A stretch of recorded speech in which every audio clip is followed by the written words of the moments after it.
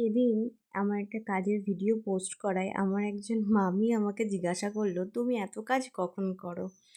তো প্রশ্নটা শুনে আমার এতটাই ভালো লাগলো, আমি সেখানে হেসে উত্তর দিলাম যে আহ, ইচ্ছা থাকলে সব কিছু করা সম্ভব। যেমন আমাকে তোমরা অনেক সময় দেখেই থাকবে, আমি কখনো তত্ত্ব সাজাচ্ছি, তো কখনো পাঞ্জাবিতে পেন্টিং করছি, কখনো হ্যান্ডমেড জুয়েলারি বানাচ্ছি, তো কখনো আমি ওয়াল আর্ট করছি, কখনো আমি আলপনাও করছি।